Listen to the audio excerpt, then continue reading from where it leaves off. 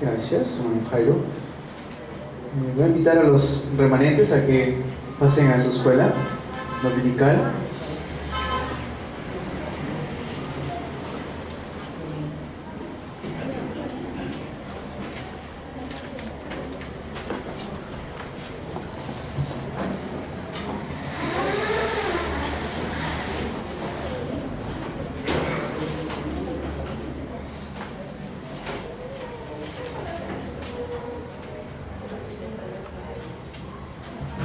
Amén. Vamos a continuar con el segundo culto. Bienvenidos a los hermanos que los veo en el segundo culto. Amén. Hemos estado recibiendo gracia en el primer mensaje. Amén. El agradecimiento que tuvo Daniel, aún sabiendo que su vida iba a estar en peligro. Él decide subir a su cuarto, a su aposento, abre las puertas de su cuarto y dice que 3 veces, como solía hacerlo 3 veces al día, en oración dio agradecimiento a Dios. Amén. Entonces que eso sea nuestra oración, doblado de rodillas, dice la palabra, en sinceridad. Amén. Hoy vamos a entrar al segundo culto. El mensaje de hoy es aquellos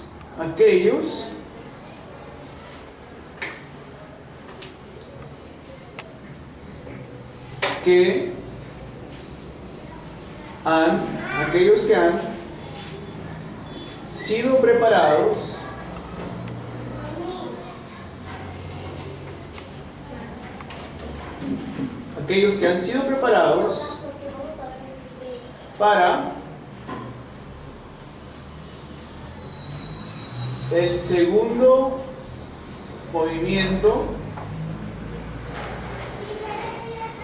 del RUTC. Hemos leído Hechos capítulo 19, versículos 8 al 10.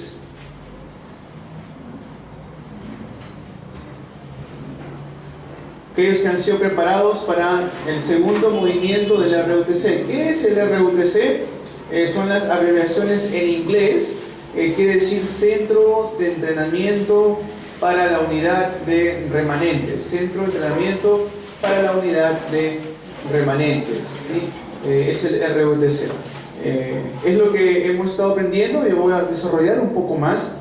En otras palabras, ¿a qué va mencionado, a qué va direccionado el mensaje de hoy? Va direccionado a lo que es la construcción del templo, la construcción de la iglesia. ¿Cómo es que Dios nos quiere guiar a nosotros como iglesia a poder tener más adelante en el futuro, en su horario, el templo que Él desea? Amén. Entonces, pero pastor, no tenemos unos fondos para eso, no tenemos un local. No importa, estamos comenzando con fe. Entonces, si tenemos que comenzar, hay que comenzar en oración, comenzar con la dirección de la palabra. Amén, eso es lo más importante. Hemos leído Hechos 19, del 8 al 10, dice: y entrando Pablo en la sinagoga, habló con denuedo por espacio de 3 meses, discutiendo y persuadiendo acerca del reino de Dios. Pero endureciéndose algunos y no creyendo, maldiciendo el camino delante de la multitud, se apartó Pablo de ellos y separó a los discípulos, discutiendo cada día en la escuela de uno llamado Tirano.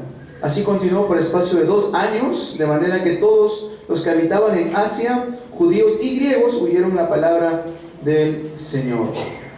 Ya estamos a mitad de año, estamos 2017, se ha pasado muy rápido la mitad del año, ¿no es cierto? Yo creo que para mi caso, apuntando ya a la fecha, preparando los mensajes, veo que ya estamos 16 de julio del 2017, ¿no? Y hasta ese entonces uno se pregunta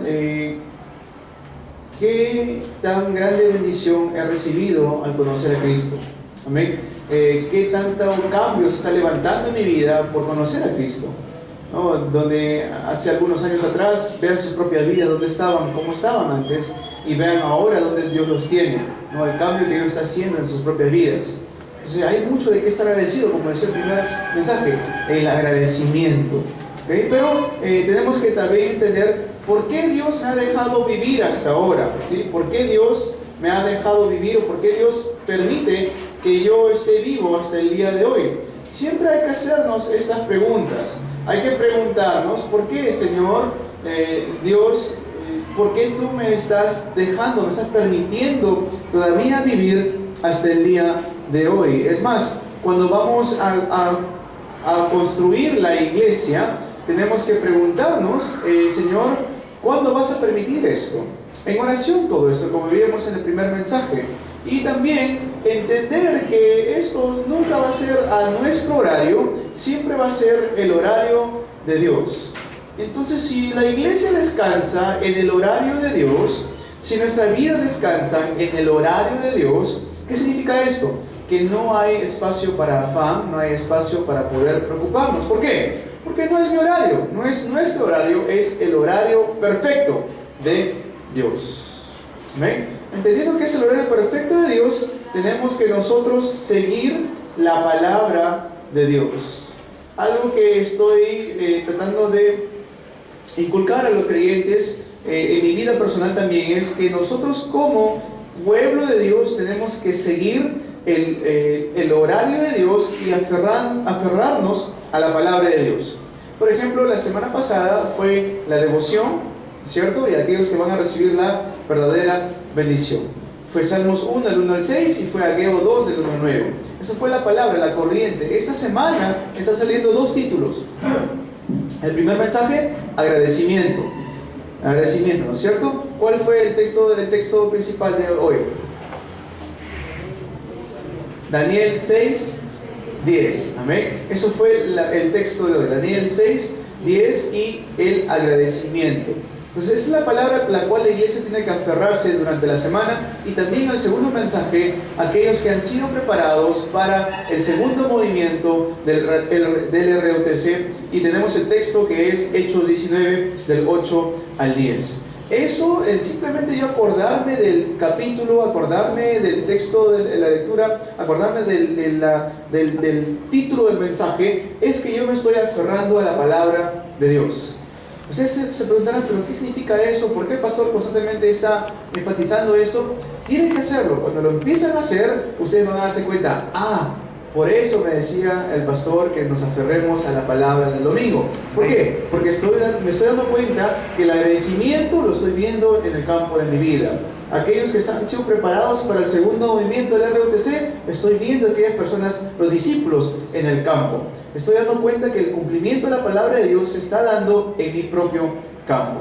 ¿Amén? Entonces, para eso es importante preguntarnos cuándo Dios lo va a hacer. No sabemos, pero es todo en el horario perfecto de Dios. ¿Qué es lo que yo tengo que hacer? Aferrarme a la palabra de Dios. No tanto preocuparme cuándo es el horario, sino aferrarme a la palabra de Dios. Si vemos textos bíblicos de esto, vemos en Hechos 1, del versículo 6 al 8, los discípulos están con Jesús y le preguntan el horario. Le dicen, Señor, ¿cuándo o en este tiempo vas a restaurar tú el poder, la gloria del reino de Israel? ¿Vas a nuevamente hacer que Israel sea como los tiempos de David? Preguntan el horario. ¿Cuál es el horario, Señor? ¿No es cierto?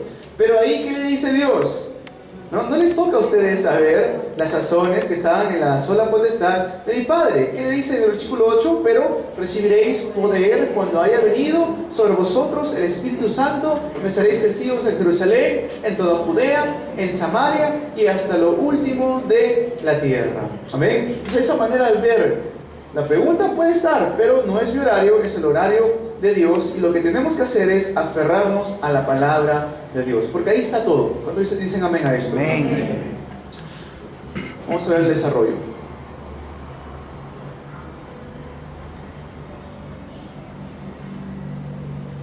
Punto número 1.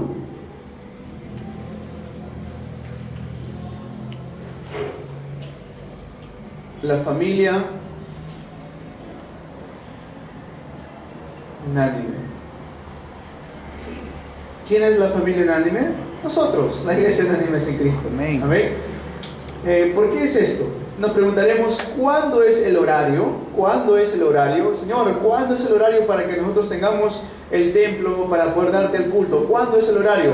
El horario es, y el horario va a llegar cuando la familia unánime pueda realmente ser unánimes. Amén, unánimes. ¿Qué significa unánimes? Tener un solo corazón, tener un solo corazón. Dice la palabra de Dios que ellos permanecían en la enseñanza de los apóstoles, en la doctrina, y perseveraban unánimes en oración. Entonces el corazón nuestro como iglesia tiene que ser unánime. Tenemos que estar juntos para un solo propósito. ¿Cuál es el nombre de la iglesia? Unánimes en Cristo. ¿Para qué? Para la evangelización mundial. Ahí tiene que estar nuestro corazón. En el día que nosotros nos podamos ser unánimes con un solo corazón, todos con la misma meta de poder hacer la evangelización mundial, ¿cómo Dios no nos va a entregar el templo que Él desea entregarnos? Amén. Amén. Tenemos que aferrarnos a esa palabra el día de hoy. ¿Y cómo lo hacemos esto? Todo esto lo podemos llegar a hacer en oración. Oración. Dice la palabra de Dios en Hechos 2 que ellos perseveraban unánimes en oración. Cuando eso sucede, entonces nosotros como iglesia empezamos a hacer el movimiento de la oración. ¿Amén? Cuando todos nos aferramos a una sola palabra, oramos unánimes juntos, aferrándonos a la palabra de este domingo, agradecimiento, aquellos que han sido preparados para el segundo movimiento del RUTC. ¿Sí? Entonces, una sola oración, no solo la oración individual, sino la oración de todos. Todos los creyentes conectamos con una sola oración.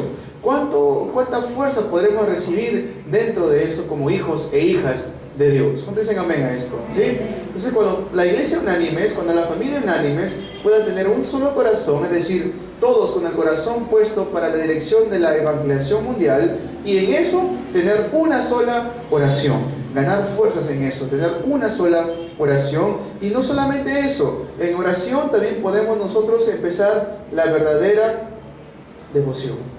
¿Okay? No solamente es palabras, es también vivir el Evangelio, es realmente amar a mi hermano y mi hermana en Cristo, tener un solo corazón en Cristo, unirnos en oración, como lo estamos haciendo hoy en día. Cuando sabemos que un hermano y una hermana está pasando por alguna dificultad, ¿qué hacemos juntos? Oramos unánimes por este hermano o por esta hermana, porque así nos dice la Biblia que lo hagamos. ¿Amén? Entonces, ¿cómo no Dios nos va a dar su templo, el templo que Él desea? Es mucho mejor cuando Él nos da el templo que Él desea, a que nosotros con nuestras propias fuerzas o nuestros propios afanes querramos buscar un templo, ¿no es cierto? Punto número 2. Ahora, pastor, ¿hay ejemplos bíblicos de lo que usted está hablando? Sí, vamos a ver la Biblia. Vamos a ver la Biblia. Vamos a ver la Biblia. Primera de Crónicas 29. Primera de Crónicas 29, versículos 14 al 19. Vamos a leer esto, ¿sí? Saquen sus Biblias, si tienen sus Biblias virtuales. Abran sus Biblias virtuales o sus Biblias físicas. Yo recomiendo siempre que tengan sus Biblias físicas. Primera de Crónicas.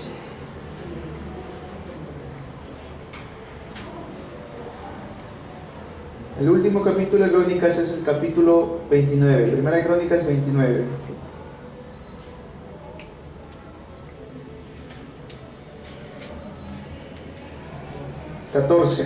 Al 19, cinco versículos. Primera de Crónicas 29 del 14 al 19. Amén. Dice: porque ¿quién soy yo y quién es mi pueblo para que pudiésemos ofrecer voluntariamente cosas semejantes? Pues todo es tuyo y de lo recibido de tu mano te damos. Hasta ahí nomás.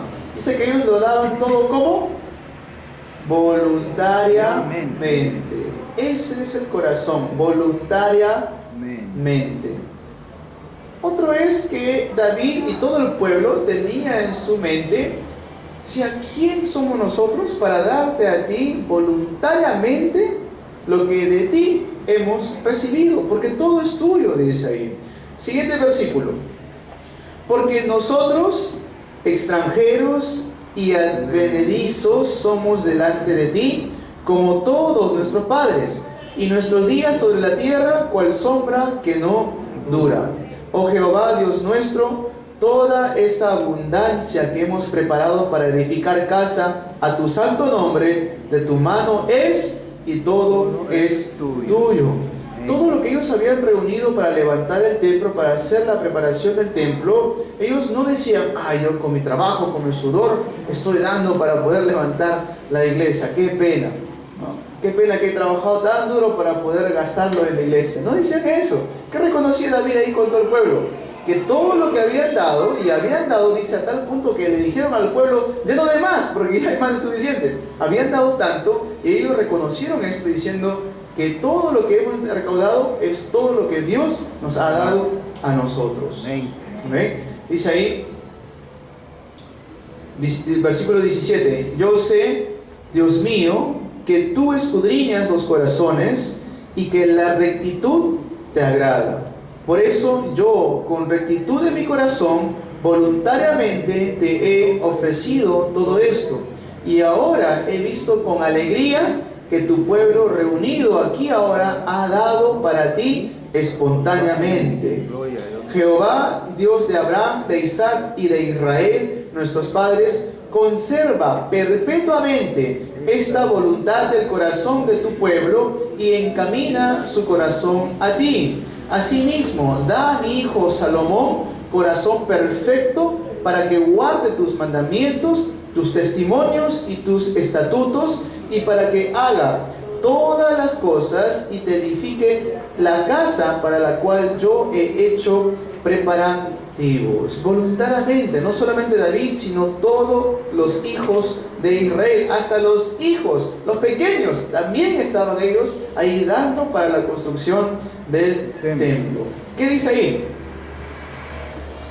Para tu santo nombre, dice, para tu santo nombre. ¿Qué quiere decir esto? Que el templo de Dios, en el tiempo que se levante el templo de Dios, ¿va a ser para gloria nuestra? No, es para la gloria de Dios. ¿Qué más dice ahí? Con rectitud de corazón. ¿Qué significa con rectitud de corazón? Que nosotros podamos tener un corazón limpio delante de Dios. Rectitud de corazón. Así no esconder, no hacerlo con motivos incorrectos. Si vamos a venir a la iglesia a orar para la construcción de la iglesia, hacerlo con todo el corazón, hacerlo con un corazón recto delante de Dios. Dice también ahí, dice, la palabra que sale es alegría. Cuando cantamos y entregamos las ofrendas a Dios, ¿qué decimos? Gozo, gozo, gozo, gozo sentía, gozo, gozo, gozo, gozo sentía. Amén. Que cuando estemos dando las cosas, las ofrendas, los diezmos para la iglesia, sea con esa alegría en nuestro corazón. Amén. Dice, encamina su corazón. Dice, esto es muy importante, que Dios encamine nuestro corazón hacia el corazón de Dios, porque es ahí donde tiene que estar nuestro corazón siempre. Siempre en nuestras oraciones pidamos, Señor, que mi corazón esté encaminado en tus caminos. Amén, esté en tus caminos, que sea recto delante de ti. Y es más, oro para que nuestros remanentes también puedan gozar de esta bendición. Amén. Es lo que David estaba orando. David oraba diciendo que mi hijo Salomón guarde, sea perfecto, de corazón perfecto delante tuyo, guarde su testimonio, guarde tus estatutos, guarde todas tus leyes. Quiere decir que lo que estamos levantando hoy en día, si bien es cierto, no tenemos un templo propio, pero ya comenzamos con la oración, comenzamos con la palabra. ¿Para qué? Para que nuestra siguiente generación, ellos puedan gozar de un templo propio. Amén. Amén. Ellos puedan hacerlo con un corazón recto delante de Jehová, que ellos no tengan que preocuparse de dónde dar el culto, sino que lo puedan hacer libremente. Todo esto para la gloria de Dios. ¿Cuántos dicen amén a esto? Amén. Amén. Otro ejemplo bíblico, la iglesia primitiva.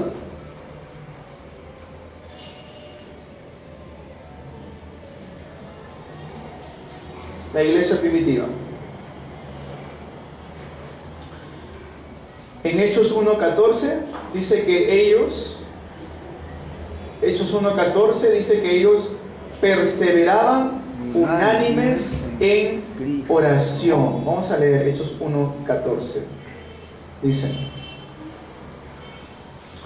todos estos perseveraban unánimes en oración y ruego. Amén. Entonces, ¿cómo es que ellos permanecían? Un solo corazón en oración.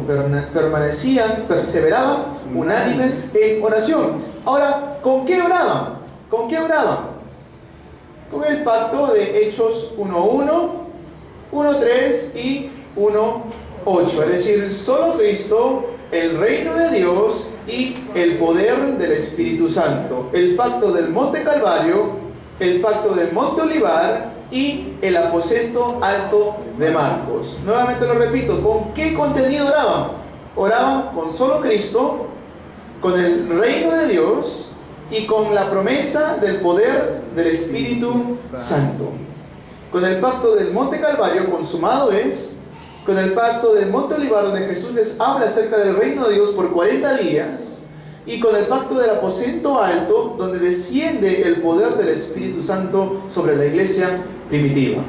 ¿Cómo Dios no va a bendecir una iglesia que ora con la palabra de Dios? ¿Y cuál fue el resultado de esto? El resultado de esto es Hechos capítulo 2, versículos 1 al 47. ¿Qué sucede? Empieza a abrirse la puerta a 15 naciones, empieza a levantarse discípulos, empiezan a predicar la palabra de Dios, las obras del Espíritu Santo se empiezan a manifestar, se empiezan a levantar muchos. ¿Para qué? Para conquistar el campo. Es más, ¿a qué campo fueron? Dice que se abren las puertas para Samaria, en Hechos 8, del 4 al 8, se abren las puertas para el campo de Samaria. En Hechos capítulo 11 del 19 al 30, Hechos 11 del 19 al 30, se abren las puertas para Asia mediante la iglesia de Antioquía. En Hechos capítulo 16, del 6 al 10, se abren las puertas para la región de Macedonia,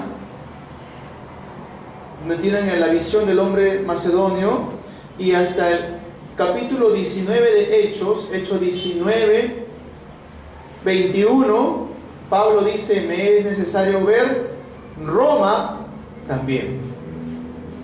¿Cómo es que Dios tuvo preparado toda esta respuesta para ellos? Ahora, para nosotros, ¿qué es nuestra Roma? ¿Qué es nuestra Macedonia? ¿Qué es nuestra Asia? ¿Nuestra Antioquía? ¿Qué es nuestra Samaria? ¿Sabemos cuántos distritos hay en Lima? Hay 43 distritos de Lima metropolitana. Hay 6 distritos en la región de Callao. En Latinoamérica, ¿cuántos países hay? Hay 33 países latinoamericanos que hablan español. ¿Sí? Amén. Tenemos que empezar a orar de esta manera. Entonces, si nosotros como iglesia no estamos pensando en los 33 países latinoamericanos, en los 43 distritos de Lima, en los 6 distritos del Callao, si no estamos pensando en cómo llegar al Evangelio, llevar el Evangelio hacia ellos, entonces Dios no nos va a responder con el templo. ¿Se entiende? Tenemos que empezar a hacer movimiento unánimes en oración, el movimiento de evangelismo, teniendo siempre en mente el propósito por la cual nosotros fuimos llamados para este tiempo. Amén. Amén. Entonces, ¿cómo es eso bíblico? Por supuesto que sí. Cuando se reunieron en el aposento alto de Marcos a orar con el pacto de solo Cristo, reino de Dios y el poder del Espíritu Santo, miren el resultado de Dios. Fueron las puertas abiertas para Samaria, hacia Asia, hacia Macedonia y hacia finalmente Roma. Es más, Pablo, hay otro lugar donde dice también que Pablo quería ir hasta España a predicar el Evangelio. Amén. ¿Cómo es que Dios abrió todas esas puertas? Porque la iglesia primitiva se aferró a esto, a un solo corazón, en oración, y dice que devocionaban sus vidas para todo esto. Amén. Y es ahí cuando veremos que Dios empieza a responder, punto 3, con la construcción. Con la construcción de la iglesia. Tenemos que tener en cuenta para qué Dios nos va a dar un templo, para qué Dios nos da este lugar que estamos acá ahora, ¿sí? ¿Para qué? Uno, para poder hacer lo que es importante, darle el culto a Dios. Amén. Amén. Dar el culto a Dios es hermoso, ¿o no? Amén. Es hermoso. Recuerdo cuando comenzamos a hacer los domingos solamente un culto. Antes teníamos solamente un culto, ¿se acuerdan? Amén. El año pasado. Amén. Era el culto, si no me equivoco, de 10 y media hasta las 12 del mediodía. Y después todos nos íbamos a casa a pasar el tiempo, ¿no? Pero hoy en día nos vamos a quedar hasta las 6:30 de la tarde alrededor, comenzando de la 1:30 de la tarde. Ya es prácticamente todo el día en la iglesia. Amén. Amén. Eso, ¿quién ha hecho el cambio? Dios ha hecho ese cambio en nuestras vidas. Amén. Cuando comenzamos el segundo culto, se quedaban nada más que 5 personas, a lo mucho. Comenzamos con 5 personas. En el primer culto veníamos todos. En el segundo culto, pues se quedaban unos 3 a 5 personas, no había más que eso. Hoy en día, mira cuántos estamos aquí. Amén. ¿Somos 30? ¿Más o menos 30 Amén. personas? Amén. Es un gran cambio para un año. Sí. Amén. Entonces, y eso no estoy diciendo con esto la cantidad, estamos diciendo que estamos cambiando el corazón y las costumbres incorrectas que han sido realizadas en nosotros por tanto tiempo. Ahora estamos con más alegría, más gozo, dando el culto a Dios todo el día. Amén. Amén. Entonces, dentro de eso, para eso Dios nos va a bendecir a tener un lugar donde podamos dar el culto todo el día, sin ningún estorbo, comenzando desde la mañana hasta la hora final de la noche para ir a descansar. Porque eso es guardar el sábado, eso es dar el culto en descanso. Amén. Amén. ¿Qué más? Tiene que ser un lugar donde podemos nosotros, no solamente eso, sino que impactar la región. Qué hermoso sería, o qué interesante sería si a tal punto llegamos a impactar la región, hasta la avenida sería llamada la avenida Unánimes en Cristo. Amén. Amén. Hasta ese punto tenemos que orar. ¿Cómo no? ¿Cómo la iglesia no puede hacer este impacto? Si hay tantas avenidas con varios nombres, ¿cómo no podemos poner el nombre de la avenida Unánimes en Cristo? Amén. ¿Sí? Hay una avenida que se llama El Grifo. ¿Por qué? Porque hay grifo en la esquina. ¿Se entiende? Hasta ese punto se puede hacer esos cambios. ¿Cómo no poder impactar la región donde se conoce? La región de, un ejemplo, San Martín de Porres, donde está la iglesia Unánimes en Cristo. Somos luz en las tinieblas. Nunca nos olvidemos esto. Amén. Y no solamente eso, llegar al punto de poder impactar a la nación, donde la nación pueda buscar un apoyo espiritual de parte de la iglesia. Amén. Donde no seamos como personas que hoy en día, si uno dice que uno es pastor, pues lo primero que va a pensar es lo negativo. No, si uno dice yo pertenezco a una le dicen organización religiosa, o yo pertenezco a una iglesia, todo lo común es que es todo lo negativo. Eres los aleluya, o eres los que van a la iglesia a gritar, o eres, ¿no?, o los que te roban en la iglesia. Todo es el lado negativo. Tenemos que impactar a tal punto donde la nación puede decir, cuando hay tiempo de crisis, la nación pueda pedir a la iglesia, por favor, oren por la nación. Amén. Amén. Hasta ese punto tenemos que llegar. ¿Cuánto dicen amén a esto? Amén. Impactar las 237 naciones del mundo. Impactar a esto, un lugar donde la iglesia, el lugar donde pues, se puede dar el culto, donde impactamos a la región, impactamos a la nación, impactamos a todo el mundo, donde todos los discípulos de alrededor del mundo puedan llegar a la iglesia a tener el descanso mediante el culto. Impactar a los 33 países de Latinoamérica, a los 33 países latinoamericanos. Un lugar donde se pueda correctamente formar a las futuras generaciones. Esto es una iglesia que Dios desea.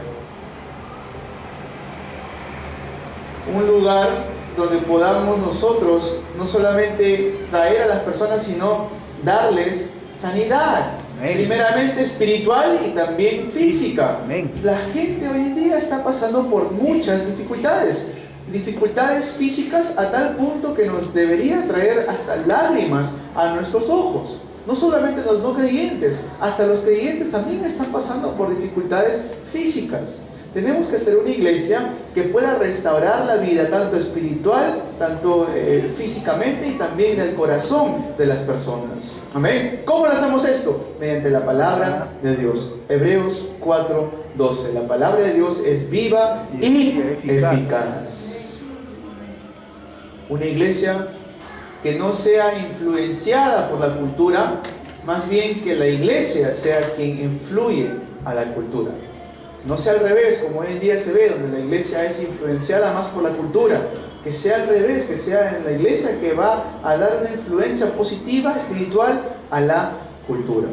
Amén. Eso es el propósito de la construcción de la iglesia. Una iglesia que pueda cambiar la cultura, que cambie hasta el nombre de la calle donde nosotros estamos. Amén. Y como conclusión,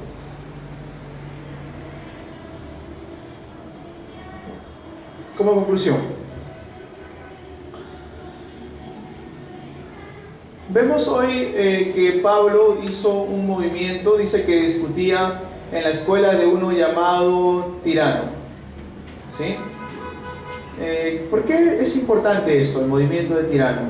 Porque Pablo pudo, dice en ese texto que hemos leído en Hechos 19 del 8 al 10, Pablo separó a los discípulos y por un espacio de 2 años discutían con ellos, es decir, les enseñaba la palabra de Dios, los estaba discipulando, los estaba educando, los estaba entrenando. Ahora, ¿por qué es que Pablo hizo eso? Porque sabía que si él empezaba a levantar a los discípulos correctamente, entonces estos discípulos no se iban a mover por absolutamente nada. Amén. 2 años dice que lo hizo. Cuando un hijo de Dios, una hija de Dios, está enraizado en la palabra de Dios, no hay nada que los pueda mover. No hay circunstancia difícil, como decía y lo leímos ayer en Romanos capítulo 8, ni altura, ni profundidad, ni cualquier aflicción, ni persecución. No hay nada que nos pueda separar del amor de Cristo. Amén. Amén. Por eso es que Pablo vio esto. Tenemos que ser una iglesia que va a salvar los campos. Una iglesia que va a dar su vida para salvar los campos. Amén. Tenemos que ser una iglesia que va a salvar al futuro, que va a salvar a la futura generación. Tenemos que ser una iglesia que levanta no solamente el segundo movimiento, sino el tercer, el cuarto, hasta el quinto movimiento del RUTC. Voy a explicarles un poco brevemente qué es el primero. Hay unos hermanos que me están preguntando, me están viendo, ¿qué está hablando usted del RUTC? El primer movimiento del centro de remanentes, se dice así, es poder buscar y salvar a los remanentes, Amén. a los niños, a los que están aquí adentro. Amén. Ese es el primer movimiento del RUTC, le dicen, ¿ok? Ellos son la siguiente generación, los que van a ser los pioneros en poder llevar este evangelio hasta el fin del mundo. Amén. Nosotros somos como una plataforma para ellos. Aunque ellos estén ahorita haciendo bulla, haciendo así sus negocios, ellos están escuchando, están aprendiendo. Nosotros aprenden, de nosotros ven. Si nosotros nos ven sufriendo, ellos también van a enraizar eso, sufrimiento en sus vidas, y con eso van a crecer. Pero si nosotros nos ven que estamos devocionando, estamos con alegría, con paz, con gozo, estamos orando, estamos leyendo la palabra de Dios, eso también ellos van a imitar. Amén. Eso es el primer movimiento del RUTC. El segundo movimiento del RUTC es buscar a los discípulos en el campo. Amén. Como lo hemos leído ahora de Pablo, que va a la región de Roma y empieza a buscar en la escuela de uno llamado Tirano a los discípulos. Ese es el segundo movimiento del centro de remanentes. ¿Okay? El tercero y cuarto, ya más adelante les voy a explicar. Amén. El tercero y cuarto ya será más adelante. Amén. ¿Okay? Entonces, este es el mensaje de hoy. Les cuento, yo soy en mi familia, soy el primer creyente pastor. ¿Okay? Antes de mí fue mi madre. Gracias a la oración de mi madre es que yo pude llegar también al conocimiento de Cristo, por la gracia de Dios únicamente. Pero ya se imaginan ustedes, aquellos que tienen familia no creyente, se imaginarán la persecución que se levanta cuando uno es el primero en su familia en recibir el Evangelio, ¿no? Aquellos que son creyentes toda la familia, pues es mucho más fácil, ¿no? Pero para los que tienen la mayoría de su familia no creyentes, es mucho más difícil, porque te preguntan, ¿no? ¿Por qué vas tanto a la iglesia? ¿Por qué vas tan lejos? ¿Por qué no te devocionas en otras cosas, siendo tan joven? Obviamente que no van a entenderlo, porque es algo que Dios abre nuestros ojos para poder devocionar en eso, ¿no? Como dice acá en el punto 1, corazón, oración y devoción. Pero dentro de eso también, en nuestra oración y mi oración es que seamos agradecidos con Dios, primero, Amén. y entender que hemos recibido la bendición de todas las bendiciones, la mayor bendición de todas las bendiciones. El hecho de que a partir de ahora tenemos una oportunidad tan grande de poder levantar a futuros remanentes que van a salvar la época. Amén. Es decir, tenemos una tarea muy importante, hermanos y hermanas, muy importante. Más allá del lado de la construcción material de la iglesia, es levantar a los discípulos. ¿Quiénes son esos discípulos? Primeramente, nuestros propios hijos e hijas. Y después, los que están en el campo. Amén. Amén. Tenemos una oportunidad tremenda. Es por eso que cuando venimos aquí a la iglesia hay que considerarnos mutuamente como personas preciosas. Amén. Sí, amén. Tenemos que considerarnos como las personas más preciosas. No solamente físicamente, sino espiritualmente. Amén. Miren lo que dice en 1 de Pedro 3, del 8 al 12. 1 de Pedro 3, del 8 al 12. Vamos a abrir nuestras Biblias. 1 de Pedro 3, del 8 al 12.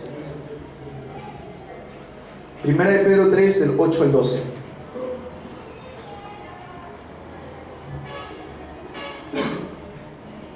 Primera de Pedro 3, del 8 al 12.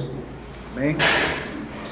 Dice: finalmente, sed todos de un mismo sentir, un corazón, amén, unánimes, ¿sí? Compasivos, amándoos fraternalmente, misericordiosos, amigables, no devolviendo mal por mal, ni maldición por maldición, sino por el contrario, bendiciendo, sabiendo que fuisteis llamados para que heredaseis bendición. Porque el que quiere amar la vida y ver días buenos, refrene su lengua de mal, y sus labios no hablen engaño. Apártese del mal y haga el bien, busque la paz y sígala, porque los ojos del Señor están sobre los justos, y sus oídos atentos a sus oraciones, pero el rostro del Señor es contra aquellos que hacen el mal. Gloria a Dios. Cuenta el